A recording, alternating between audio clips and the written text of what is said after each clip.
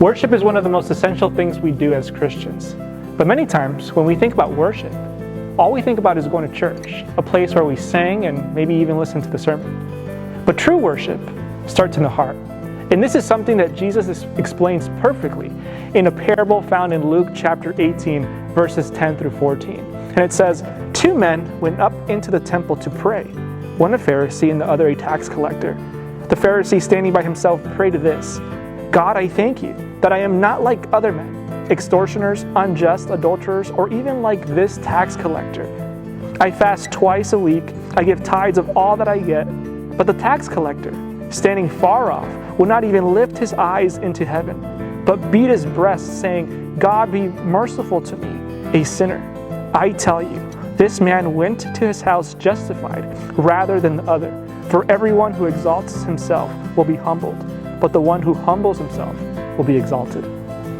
The Pharisee and the tax collector represent 2 great classes of those who come to worship God. Those who find righteousness in themselves, and those who see their sinful condition and recognize that their only hope is in a Savior. And I know all of us would like to think that we're of the class that sees our sinful nature and our need of a Savior, like the tax collector. But is that always the case? This concept of self-righteous or self-confidence is something that even the best of us struggle with. Take Peter, for instance. In his early discipleship, he thought himself to be strong, just like this Pharisee. And he thought to himself, I'm not like these other men.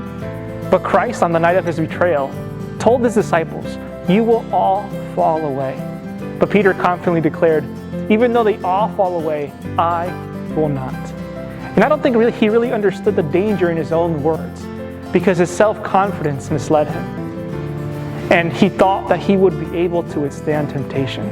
But just in a few hours, the test came. And with swearing and cursing, he denied Jesus. Peter's fall was not instantaneous, but gradual. Self-confidence allowed him to believe that he was saved, and every step he took was on the downward path until he finally denied his own master.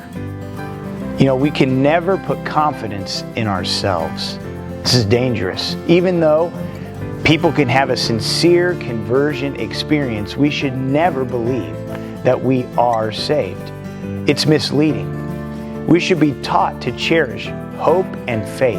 And even when we have the assurance of the acceptance of God, we're not outside of the reach of temptation.